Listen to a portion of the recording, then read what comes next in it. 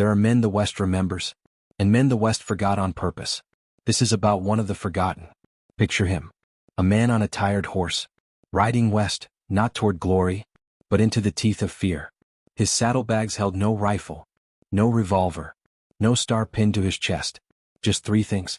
A Bible, its spine cracked from use not ceremony, a sack of dark roast coffee, beans ground coarse, bitter as truth, and a letter, folded and refolded so many times, the paper had gone thin at the creases, soft as old skin. He wasn't writing to convert. He wasn't writing to conquer. He wasn't even writing to survive, though survival would be a miracle. No. He was writing to do something far more radical, far more dangerous. In a land where bullets spoke louder than words, he was writing to listen, not to argue, not to correct, not to translate his God into their language, but to let their silence speak first.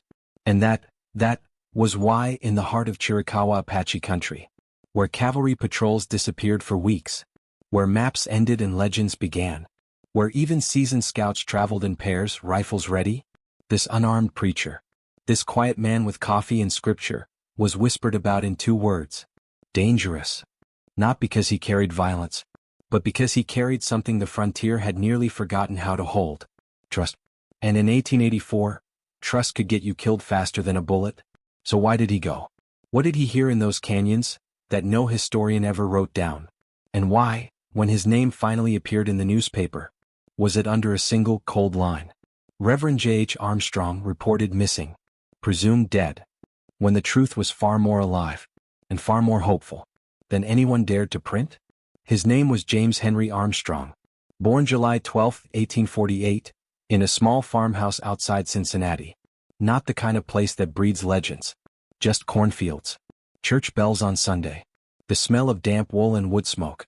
He wasn't raised on dime novels, didn't idolize Wild Bill or dream of gold in the Black Hills.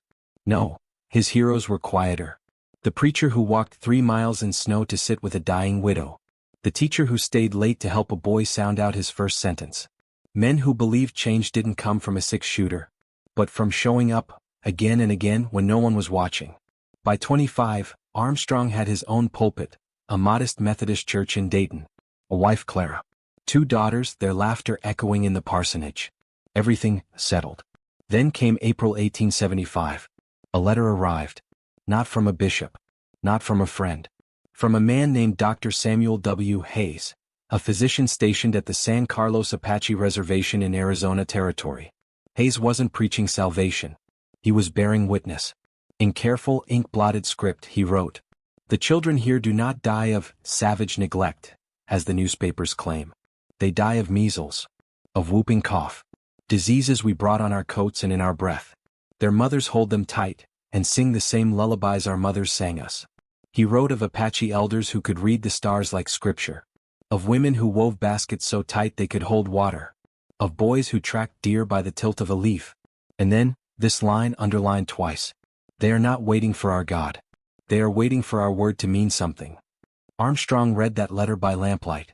Then he read it again, and again, until the words weren't on the page anymore. They were in his bones. That night he didn't pray for guidance. He prayed for courage. Because he knew, deep in that quiet Ohio house, that faith without action is just a well-kept tomb. So he applied to the Methodist Missionary Board, requested assignment among the Apache peoples of the Southwest. The reply came 3 weeks later. Polite, firm, final. The board cannot in good conscience send an unarmed minister into active conflict zones. The safety of our clergy is paramount. So Armstrong did something quietly radical. He didn't argue. He didn't resign. He simply stopped asking permission. In the spring of 1883 he packed what he needed. His Bible, the one his father gave him at 16. A medical kit, bandages, quinine, laudanum. A pound of Mexican dark roast coffee, bought from a Tucson merchant who warned him, "They'll drink it black. No sugar. And if you offer it in friendship, they'll remember." And that letter from Dr. Hayes, now folded into a square no bigger than a silver dollar. He kissed Clara goodbye. Then he boarded a train.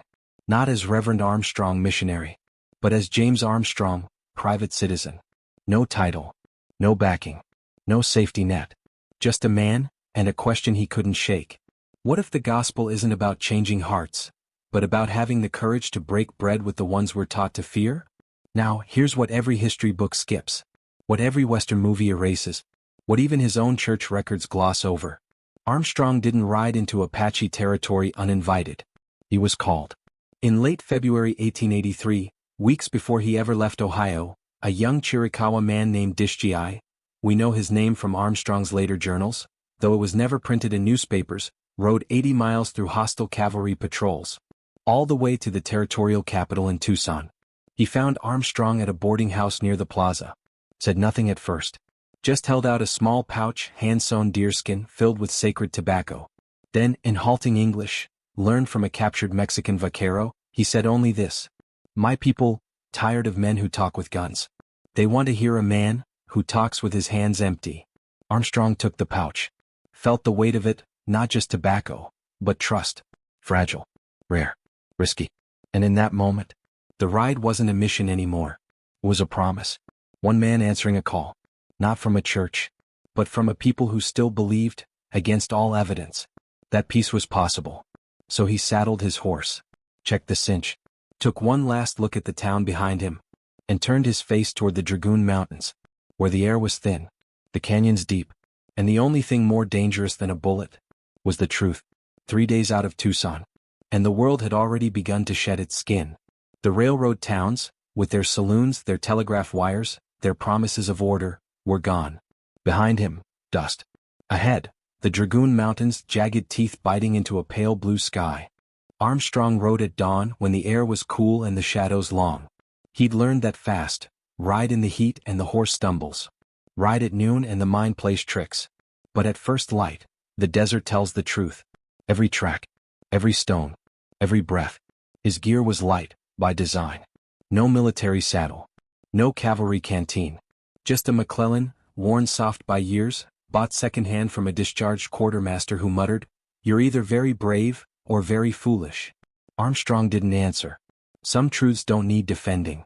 He checked his supplies each evening. The Bible, dry, safe in oilcloth. The medical kit, bandages intact, quinine unshaken. The coffee, still whole beans he'd wait to grind them. Freshness was part of the gift. And the letter from Distrust? No, not a letter. A pouch. Small. Deerskin. Tied with sinew. He never opened it. Not yet. Some invitations, you wait until you're standing at the door to accept. Day 2. The land changed. Mesquite gave way to ocotillo, tall, spined sentinels, their red blooms like drops of blood against the gray. The air smelled of creosote after rain, sharp, medicinal, ancient. That afternoon he found them. Hoof prints. Fresh. Circling his camp from the ridge above. Not cattle. Not cavalry. Horses trained to move silent. His hand didn't go to a weapon he didn't carry. Instead, slowly he unsaddled his horse. Gave her water. Checked her hooves for stones. Then he built up the fire, not big, just enough to boil water. Measured 2 scoops of beans into the tin cup. Poured in the water. Waited for the slow, bubbling hiss. And when the coffee was ready, he poured a second cup. Set it on a flat stone, facing east. He didn't speak. Didn't call out. Just sat and waited, as the sun bled gold across the canyon walls. This was the test, not of bravery, but of belief. Did he truly trust that listening was stronger than shouting? Did he believe that a cup of coffee offered in silence could be more powerful than a rifle aimed in fear? The wind answered first, rustling the sage, whispering through the rocks. Then a sound beneath it, faint, deliberate, clop, clop, clop. Not a gallop, not a charge. A walk. Come. Measured. Armstrong didn't turn. He lifted his own cup, blew across the rim, took a slow sip, bitter, hot, grounding. Only then did he look up. A man stood 10 paces off. Not on horseback. On foot, a sign of peace. Apache. Mid-30s. Face lined by sun and sorrow. Hair in a single braid wrapped in red cloth. No weapon visible. But his eyes. His eyes held the weight of every broken treaty. Every child buried too soon. Every lie told in the name of progress. He didn't speak. Just held out his hand. In it, a small clay cup, hand-coiled, fired in juniper smoke. Inside, water. Clear. Cold. And floating on the surface, one dried chokecherry. Armstrong rose. Slowly. Respectfully. Took the cup. Felt its warmth, sun-baked clay, still holding the day's heat. He didn't drink right away. He held it, and said the only words he'd prepared for this moment. Shika. Not thank you, though it meant that. But deeper, I see you. I receive this. A phrase Dishjai had taught him, just 3 syllables practiced for weeks in his Ohio study. The man's eyes flickered. Not surprise. Recognition. Then, the smallest thing. A nod. And just like that, the ride wasn't into the unknown anymore. It was through it. Together. They walked the horses side by side, no names exchanged yet. No titles. No demands. Just the rhythm of hooves on stone, the occasional call of a raven, and the quiet understanding that in this place, trust wasn't given in speeches.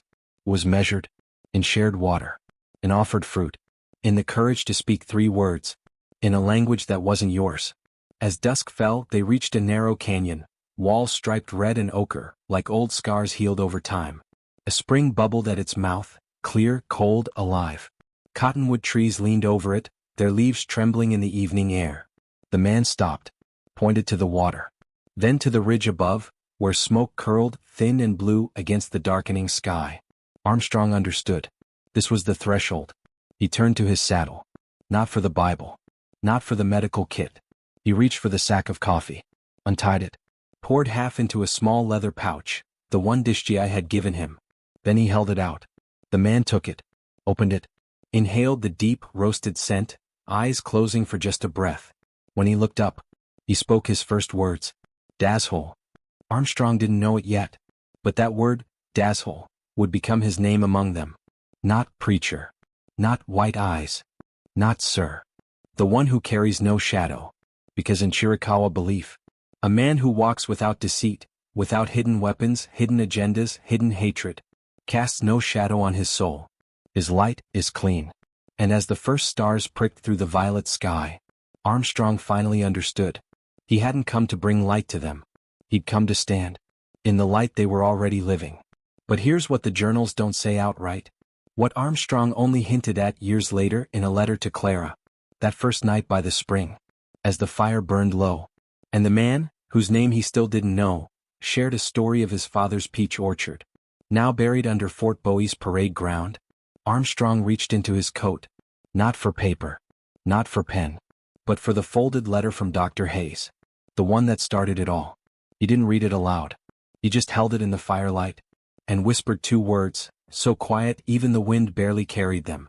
I'm sorry. Not for himself, not for his God, for his people. And in that moment, the mission didn't end. It began. Not with a sermon, but with a sorrow. Finally spoken. So, who was the man who gave him that cup of water? What stories passed between them in that canyon? Stories no white historian ever recorded. And why, when Armstrong finally stepped into the campfire light that night, did the elders fall silent, not in fear, but in something far more rare? They were waiting, not for a preacher, but for proof that a white man could still be human. They didn't call him preacher. Not white eyes. Not sir. They called him Dazhole, the one who carries no shadow. And that name, it wasn't given lightly. In Chiricahua belief, a shadow isn't just what the sun makes. It's what deceit makes. A man who lies, even by silence, casts a shadow on his soul. A man who carries hidden anger, hidden weapons, hidden judgment, his light is stained. But Armstrong? He walked into their camp with empty hands. Empty threats. Empty promises. Just coffee. Bandages. And the courage to sit, not at the center of the fire, but at its edge, where listening begins. He never opened his Bible in their presence. Not once. Not to prove a point. Not to save a soul. He waited. And when weeks later an elder named Lozan, yes, that Lozan, the woman warrior, the seer, the sister of Victorio, asked to see it, she didn't ask for doctrine. She asked, does your Jesus know what it is to be hunted? Armstrong turned to the Gospel of Luke, found the passage where Christ hides in the wilderness, where soldiers seek him, where even his friends abandon him. He read it aloud, slowly in English, while Lozan's fingers traced the raised letters on the page, not reading the words, but feeling the weight of them. When he finished, she closed the book, held it a long moment, then said, then he knows our song. Days turned to weeks. Armstrong didn't preach. He learned. He learned how to grind corn with a mano and metate, the rhythm of it like a heartbeat. How to read the sky not by stars alone, but by the flight of hawks, the direction of ants, the scent of rain still miles away. How to wrap a wound with yucca fiber, stronger than linen, blessed by the plant's spirit. And in return, he listened. He heard how the Treaty of 1872 promised the Chiricahua a homeland in their sacred mountains, only for the U.S. to revoke it 2 years later. No warning, no counsel, no reason given but strategic necessity. He heard how, in the summer of 1880, soldiers at Camp Thomas dumped dead mules into the only spring serving a nearby Apache camp, claiming it was accidental.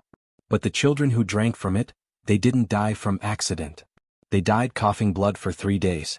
And he heard, from a man who'd been there, how Goyle, Geronimo, stood at the edge of that burial ground, not shouting war cries, but kneeling in the dust, pressing a handful of peach pits into the earth. My father planted these, he whispered, not to the soldiers, not to history, but to the man beside him. He said they'd feed our grandchildren. Now the fort's flag flies where the blossoms should be. Armstrong didn't offer comfort. Didn't say, God has a plan. Didn't say, justice will come. He just knelt beside him, took a pit from Geronimo's hand, and together, they pressed it into the soil. No prayer, no promise, just 2 men, planting hope, in ground that had forgotten how to grow it. That night, by the fire, Armstrong wrote in his journal, not with ink but with charcoal on a scrap of hide. They do not need my God. They need my government to keep its word. They do not need salvation. They need witness. And if I cannot give them that, what good is my faith? Then came the evening that changed everything. A young warrior, tall, proud, eyes sharp as flint, stepped into the firelight.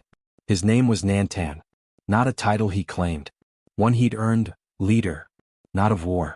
Of the next generation. He didn't sit.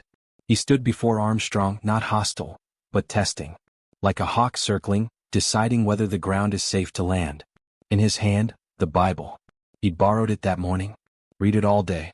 He held it out, not reverently, not angrily, just questioning. Why do you carry this? He asked. To tell us we are wrong? The camp fell silent. Even the fire seemed to hold its breath. Armstrong didn't reach for the book, didn't defend it, didn't quote scripture. Slowly, deliberately, he picked up the coffee pot, poured 2 cups, black, steaming, fragrant, handed one to Nantan, waited for him to take it, waited for him to sip. Only then, as the warmth traveled down, did Armstrong speak. This book, he said, touching the cover lightly, tells of a man who walked among the outcast, who ate with tax collectors, who healed the enemy's servant, who, when they came to arrest him, told his friend to put away the sword. Those who live by the sword, he said, will die by it. I carry it, not to tell you what to believe, but to remind myself what I'm trying to become. Nantan stared into his cup, swirled the dark liquid, took another sip. Then, the smallest thing, the corner of his mouth lifted. Not a grin, not a laugh, a recognition. Then your book, he said, voice quieter now, and our stories are not so far apart. He didn't convert. He didn't reject. He connected. And in that moment, with coffee in hand and firelight on their faces, 2 worlds didn't merge. They touched. Like 2 rivers meeting, different sources, different songs, but the same destination, to water the land. But here's what no one saw coming, what even Armstrong didn't foresee. His presence, quiet, consistent, unarmed, began to shift something deeper than opinion. When U.S. scouts approached the edge of the territory, when rumors flew of imminent raids, when fear tightened its grip like a noose, the elders didn't reach for rifles first. They sent for Dazzle, not as a mediator, not as a translator, as a witness. Because in a world of broken promises, the most radical act wasn't speaking truth, it was being truth. So, that truth would be tested, not in a battle, but at a spring, where 2 grieving fathers would meet, not with guns, but with names. Because the next crisis wouldn't be about land, or gold, or even survival. It would be about 2 children, buried in the same earth, and the one word no army could enforce. Remember. Summer 1885. The heat didn't just press down, it settled in the bones. Like grief, like dread. News came on a dust-caked courier. Near Sulphur Springs, just 30 miles east, a settler family had been killed. Man, woman, 2 children. The cabin burned. Livestock scattered. And on the doorframe, painted in something dark, 2 words. No more. The army called it a raid. The newspapers called it savagery.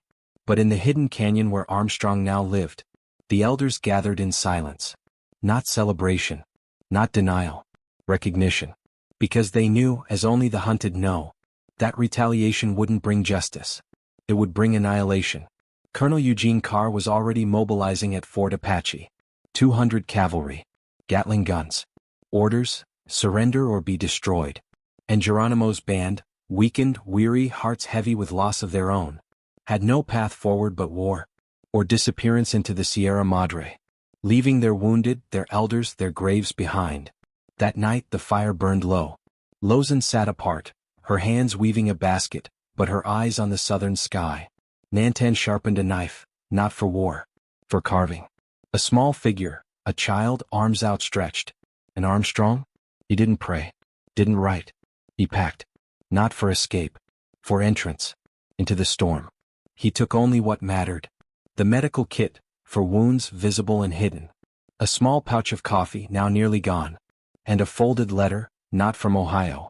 From the Tucson coroner. Delivered quietly days earlier. Inside, the names. He didn't ride to the fort. He rode to the one place both sides feared. The hidden valley where Geronimo's band sheltered, deep in the dragoons where even scouts dared not go alone. 3 days. No trail. Just instinct, and the memory of a man who once offered him water in a clay cup. He found them at dawn. Not in battle stance. In morning. A small fire. A bundle of sage smoldering. And Geronimo, not standing. Kneeling. His hands pressed into the earth. Armstrong dismounted.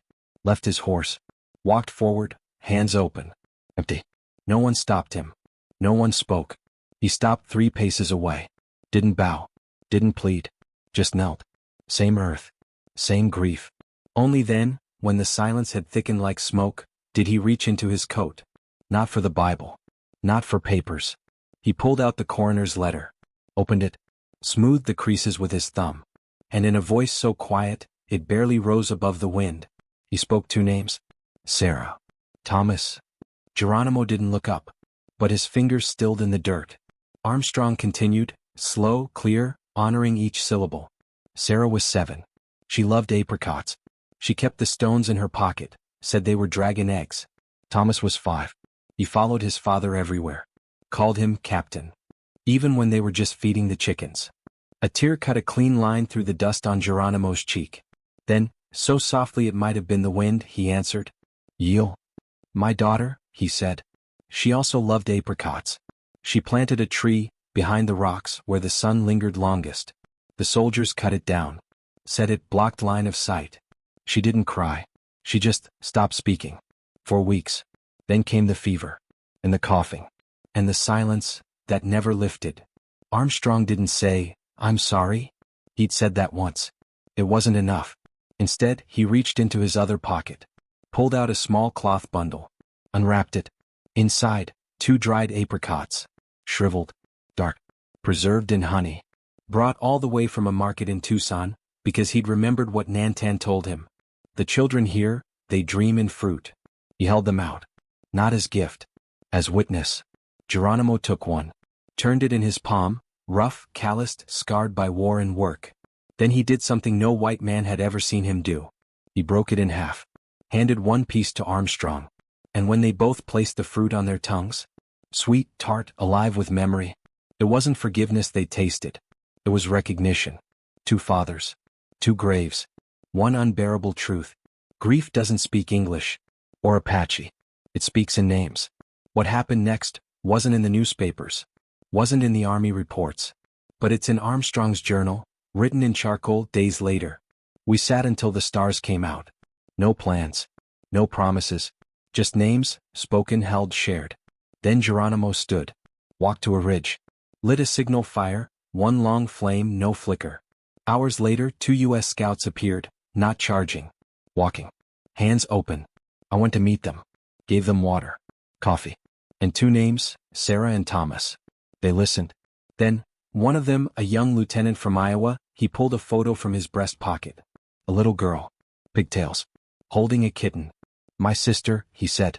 Died of diphtheria last winter. No one spoke, but something shifted, like a stone rolled away from a well. By dawn, the bodies were recovered, wrapped in clean blankets carried with care. No shots fired. No vengeance taken. Just two families, allowed to mourn, in the same light. That spring, Cottonwood Spring they called it, became sacred ground. Not for battle. For bearing. And in the years that followed, when tensions flared, when rumors flew, men on both sides would whisper, "Remember Cottonwood." Not as a treaty. Not as a victory. As a choice. The choice to say a child's name before loading a rifle. But here's the part that haunts me, that haunts all of us who tell this story. Armstrong never wrote about this in letters home. Never claimed credit. When the Army asked for a report, he said only, "Peace was made by those who grieved, not by those who intervened." And so, when the history books were written, when the legends were carved in stone, this moment, this fragile, fierce human moment, vanished, like smoke on the wind. Which leaves us with a question, not for the past, but for us. When the next crisis comes, will we reach for a name, or a weapon? He left in the spring of 1886, not in triumph, not in exile, in silence. Geronimo had surrendered at Skeleton Canyon, not to a general but to a promise, no chains, no prison, just home. And Armstrong? He packed what he came with, lighter now. The Bible, worn thinner. The medical kit, nearly empty. The coffee sack, dust and a few stray beans. And one new thing. A small pouch of Apache tobacco, not for ceremony, for remembrance. Hand-stitched by Lozan. Inside a single feather red-shafted flicker. "For when the wind speaks," she'd said, "you'll know we're listening too." On his last morning, an elder walked with him to the canyon rim, the same place where, years before, a man had offered him water in a clay cup. They stood in the dawn light. No speeches. No blessings. Just this, spoken softly in Chiricahua then translated. "Do not make us legends. Legends are stone, cold, unchanging. They tell the world what to fear. Make us remembered. Remember us as we were, breathing, grieving, planting peach pits in broken ground. Remember us as people, not as problems to be solved." Armstrong didn't promise. He carried. And that quiet carrying, is why you've never heard his name. He never wrote a memoir. Never stood on a lecture circuit, trading trauma for applause. Never sold his story to a newspaper for $50 and a byline. When editors from the New York Times wrote, yes, they did, asking for an account of life among the savages, he replied with a single sentence. "I lived among people, not savages." And some truths lose their soul when put on paper. So history moved on. It built statues to men who died with guns in their hands. Custer falling in glory. Hickok shot in the back at a poker table. Earp striding through smoke and legend.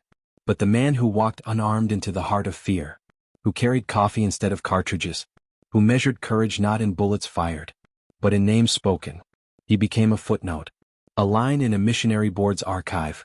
Reverend J. H. Armstrong, service terminated 1886. No further report. Even his grave, in Spring Grove Cemetery, Cincinnati, bears no trace of the West. Just weathered stone, ivy creeping at the edges, and two lines carved deep. James H. Armstrong, beloved husband, faithful servant. As if the greatest act of faith he ever made wasn't preaching in a church, or baptizing a convert, or even kneeling in prayer, but riding alone into Apache Territory, with a Bible, a sack of coffee, and the radical, ridiculous belief that listening could be holy. We tell ourselves history is written by the victors. But that's not quite true. History is written by the loud, by the dramatic, by the men who made the earth shake with gunfire, while quieter men knelt in the dust, planting seeds no camera would ever capture. And so we inherit a story, where peace is the pause between wars, instead of the work that makes war unnecessary, where heroes wear badges, and saints wear shadows. But here's what the archives can't erase, what time can't bury. In the oral histories passed down among Chiricahua families, in the quiet stories told at winter gatherings, the name Dashole still lives, not as a white savior, not as a missionary, as a man who showed up, empty-handed, and stayed, open-hearted. So why tell his story now? Not to canonize him, not to shame the legends, but to ask, gently, urgently, what are we forgetting today? Who are the quiet ones among us? the teachers who stay late, the nurses who hold hands in ICU, the neighbors who bring soup, not speeches, the diplomats who whisper, "Let's talk," when the world screams, "Let's fight." Are we building monuments to them? Or are we letting their names fade? Like ink in the rain? Peacemakers rarely get statues, but they build the world that statues stand on. We live in a world that still reaches for rifles before coffee, for headlines before handshakes, for blame before bread. We're taught that courage looks like a drawn weapon, when sometimes the bravest thing you can do is to unclench your fist and pour a cup. Armstrong didn't change the course of the Indian Wars. He didn't stop the railroads. He didn't rewrite the treaties. But in one canyon, for one season, he proved something radical, that even in the hardest soil, trust can take root, not because the danger vanished, but because two men, one Apache, one white, chose to speak names before they loaded guns. And that small, stubborn act of humanity, it didn't make the history books, but it made history, quietly, faithfully, unforgettably. So I'll leave you with this, not as a lesson, but as a question. What if the most dangerous thing you could do today was to listen, really listen, to someone the world has taught you to fear? What if the most revolutionary act wasn't shouting your truth, but making space for theirs? What if the next frontier isn't out there, but right here, in the space between two people, choosing to say a name before they reach for a weapon? James H. Armstrong's name may be forgotten by textbooks, but his choice lives on. In every cup offered in silence, in every apology spoken without excuse, and every time we say, "Tell me your story," and mean it. That's how the West was truly won. Not with conquest, but with courage, quiet, coffee warm, and deeply human. This story moved you. If it stirred something old and true in your bones, share it with a teacher, a friend, a stranger who needs to remember. Peace isn't passive. It's the bravest work there is. And in the comments below, I read every single one. Tell me a name you think deserves to be remembered. A quiet hero, a listener, a peacemaker, maybe a grandparent who mended fences, not just in the field, but between families. Maybe a coworker who diffused tension with humor and humility. Maybe someone no history book will ever name, but whose kindness changed the course of your life. Let's build a memorial, not in stone, but in story, because memory is how the light stays alive. Until next time, ride gently and carry no shadow.